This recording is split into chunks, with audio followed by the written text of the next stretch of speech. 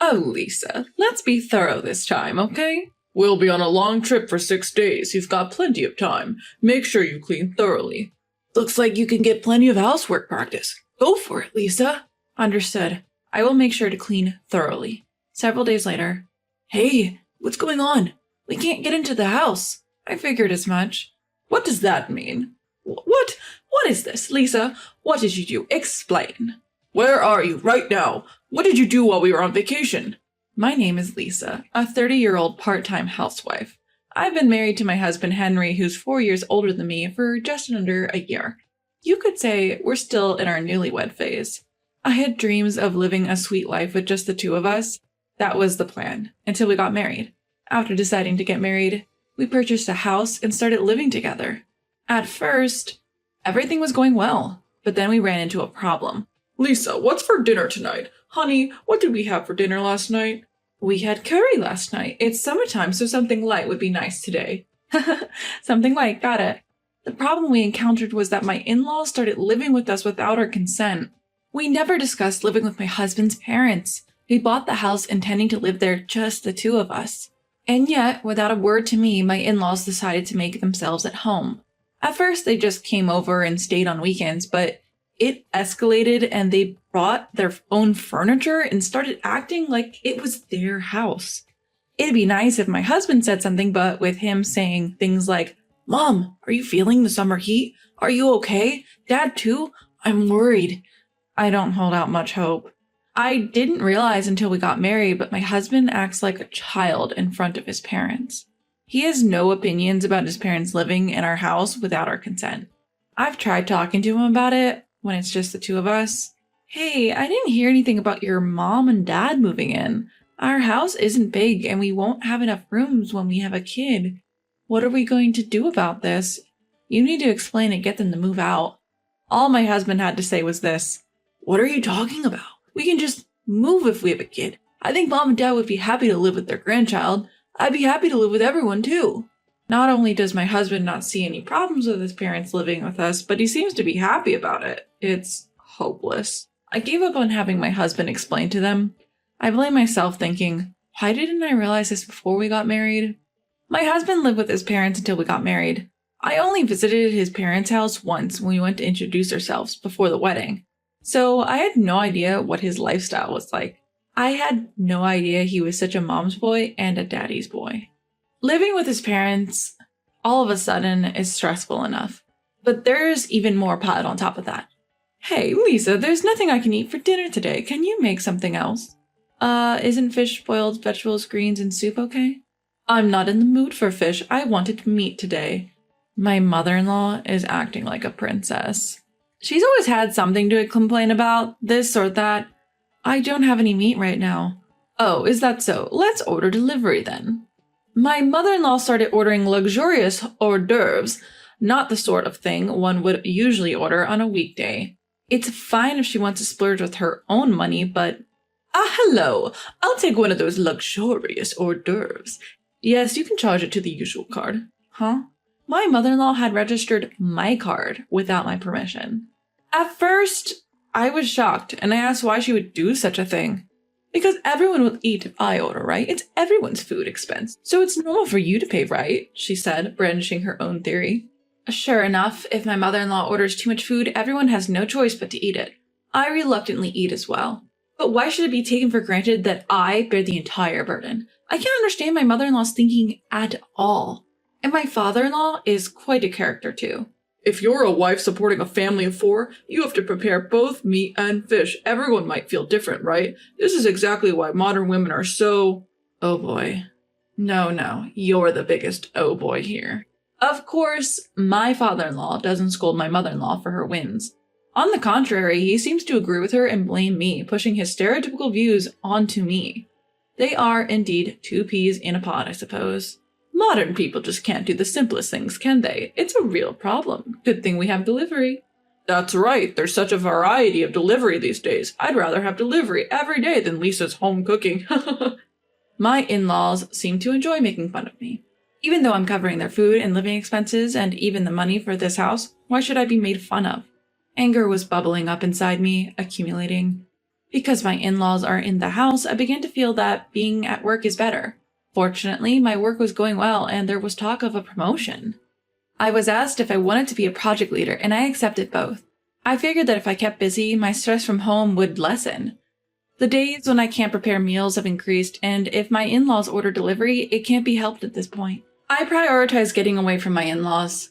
As a result, my overtime and weekend work increased, but I was lively because there was a sense of fulfillment. Just when I thought I could somehow manage, something happened. On Friday night, I came home after working overtime, and the house was completely dark. It was strange that my husband and in-laws weren't there. It's too early for them to be asleep. As I entered, wondering what was going on, I found a piece of paper on the table.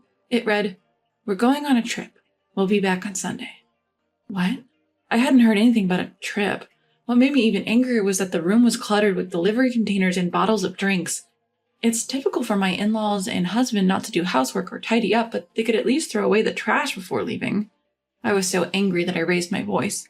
No one was there to hear me. Feeling hollow, I picked up the trash and started cleaning. I sighed as I stuffed the bags with trash. Suddenly a thought crossed my mind. Where the hell did they get the money for a trip? A chill ran down my spine. I opened the banking app on my phone and checked the credit card activity. You've got to be kidding me. A few $1,000s were charged from a company that appeared to be a travel agency. I tried calling my husband in panic, but there was no answer. Holding back my urge to throw the phone in anger, I decided to check my husband's social media accounts, and there it was. Beautiful beach. It's so pretty. A picture of a blue sky and beautiful beach. The people in the photo didn't look American. Could it be? Further snooping revealed that they were in Bali. I had never imagined they'd go on an international trip, and I felt drained. I hate to say it, but my husband's income is hardly substantial. The main source of income is my salary. I have been trying to save as much as possible because I was worried about the future. That was until my in-laws came. The thought of my husband, along with his parents, using my money to have fun at a resort made my anger uncontrollable. All the vague stress I had been feeling started forming into clear words. Why? How? What were they feeling? Until when? Thinking about the future seemed endless. I decided that I needed to do something about this life. My husband and in-laws returned from their trip slightly tanned. I was very irritated seeing them, but I said nothing. We had such a good time. Going abroad is definitely worth it, and the cost for food and stay was cheap too. That's what my in-laws were saying. I held back my urge to ask who they thought was paying for all of this. Let's go again, Dad, Mom. My husband talking with his parents seemed so immature. He was like a child begging for a summer vacation trip, at the age of 35, no less. Seeing him like this, a feeling of disgust towards him started to well up inside me. I was preparing dinner in frustration. Calm down, just focus on the cooking, I muttered, moving my hands mechanically. Then, oh my, there's so much dust here, my mother-in-law remarked. She was running her fingers over the leaves of a houseplant. That's not good. My father-in-law muttered that, giving me a fleeting glance. I didn't take Lisa because she had housework to do, and you didn't clean? What kind of day off was that? My husband took the opportunity to criticize me. What? I couldn't help but ask again. Because if you had done your housework properly all the time, I would have taken you on the trip. I didn't invite you because I was thinking about you with all your housework. Aren't we all, me, Dad, and Mom, considerate? My husband said this with a straight face. Thanks for your thoughtfulness, I replied, suppressing my anger. My face twitched, and I turned my back under the guise of taking ingredients from the refrigerator. Are you out of your mind? I shouted in my heart. I can't believe it. Leaving the house messy, taking a vacation with my money, and then coming back to say that? The amount of money spent on the credit card I checked while my husband and in-laws were traveling made me even angrier. Did they go to a spa or a really nice restaurant? Even for Bali, where the cost for food and stay is relatively low, large payments were constantly added. How much have they spent without my consent so far? I couldn't help thinking about it. 1, 10, 100, 1,000, 10,000. I calculated in my head. Yeah, a couple $1,000s isn't impossible. And considering that they've taken over this entire house, I could estimate even higher. I was totally fed up. Once they got a taste of traveling with my money, my husband and in-laws started going on trips more frequently. My card is being used as a matter of course. But I didn't interfere. For several months, I silently observed the foolish acts of my husband and in-laws. Then one day my mother-in-law said, "We're going to Hawaii. Could you please increase the credit card limit?" "Sure, I understand," I answered. My mother-in-law is completely looking down on me. Does she think I'm some soldier who does whatever she says? Should I buy a new swimsuit? In her ridiculous age, she's flipping through a swimsuit brochure looking excited. Well, she's going to use my money anyway. Just you wait.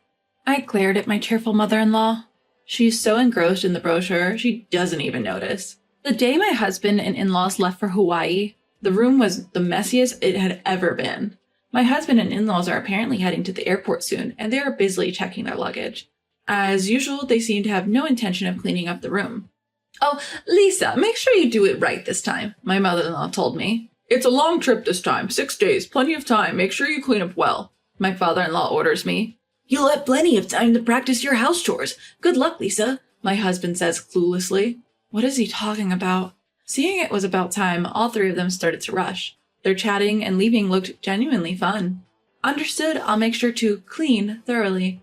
They probably didn't hear me due to their chatter. I said it to their backs. 6 days later, the day my husband and in-laws were to return home, I was gazing at the night view. Even though it was a weekday, I had taken a rare paid day off and was enjoying a drink in a lavish hotel. My husband calls. I let out a sigh, leave my seat, and answered the call. "Hello?" "What the hell is going on? I can't get into the house." My husband sounds quite panicked. "I thought as much," I said calmly. "What do you mean? What's happening?" It's not surprising my husband is freaking out. After all, the house is vacant. There should be a for sale sign at the entrance, and not a single piece of furniture should be visible from the windows. "Lisa, what have you done? Explain. Where are you? What did you do while we were away?" I can hear my mother-in-law and father-in-law yelling in the background. "I cleaned up just as ordered," I answered nonchalantly. "What?" As all three were left stunned, I decided to explain. I went ahead and put the house up for sale. The land, too. It's completely clean now. Nothing's left inside. "You foolish woman," my father-in-law yelled. "You mean, what foolish thing have I done? Who's been doing foolish things, I wonder? You all sure had a great time using your daughter-in-law's money and living it up." Lisa, don't be mean. Quickly, change it back. What are we supposed to do? You'll also be in trouble without a place to live, right?" My husband pleaded in a voice that sounded almost teary. "I won't have a problem. The house was bought by me in the first place, and all I did was sell it. I've decided on my new place to live. Yes, the house was purchased with my considerable income. Of course, it's under my name. It was a house to which my husband had no rights." "How could you? It was our home. How could you sell it without permission?" To my mother-in-law who said this, I replied, "Please save your sleep-talking for when you're asleep. It was never your home to begin with. You were just freeloading, right? Parasiting off me, right? I've made up my mind. I can't continue like this, losing everything. I need to exterminate and rid myself of these harmful pests." "How dare you speak to Mom like that?" The words bellowed from my husband were met with my swift retort. "You're the pest, too. I want a divorce. I'm going to demand my money back, which you've recklessly spent. I've already consulted with my attorney. The amount is..." After I could relay the amount, I heard a loud clatter on the other end. It seemed that my husband in shock had dropped the phone. "What happened, Henry? What's wrong?" The voices of my mother-in-law and father-in-law echoed, clearly worried for their son. Dad..." My husband started crying like a child. Through the phone, I could only pull back in disbelief. Knowing that any further conversation would be futile, I hung up the phone. Sitting back down, I sighed. It had become second nature to me, but today it was different. It was a sigh of relief. At last, I finally cleaned house. Good job. I toasted to myself, sipping champagne. My husband and in-laws seemed to have no choice but to return to their family home. Well, they had nowhere else to go after all. During the months from my decision to divorce until I actually brought it up, I found out that their home had turned into a hoarder's paradise. When I visited to introduce myself before our marriage, the place didn't seem so disheveled. They must have hired professionals to temporarily tidy it up. Their house had a long-standing reputation in the neighborhood as a hoarder's home. Perhaps a messy house suits my messy husband and in-laws more than a clean one. Though my husband was reluctant about the divorce, he quickly accepted when confronted with my attorney. Sobbing, he even signed the agreement to pay me back the money they spent. It's not an amount he could easily afford with his salary, but it's only fair since he was the one who created this situation, recklessly indulging in luxuries with other people's money. And so, I managed to completely sever ties with my troublesome family. However, I must regret the fact that I married such a man in the first place. Before we got married, I somehow managed to spin his troublesome traits in a positive light, finding him charming and laid back despite his age. Maybe I was too desperate as I approached my 30s. While occasionally venting about this to my colleagues, I go about my daily work. Will I be single forever from now on? You're still young. Don't say things like that. I appreciate the subordinates who play along with my complaints and jokes. You're right, I shouldn't give up hope. That's right. Would you consider someone younger? Was that a joke? Looking up, I see that my subordinate's face is serious. Don't hoard unnecessary things. Cleaning is important. But maybe, just maybe, I don't need to give up hope. These days, I find myself pondering such things.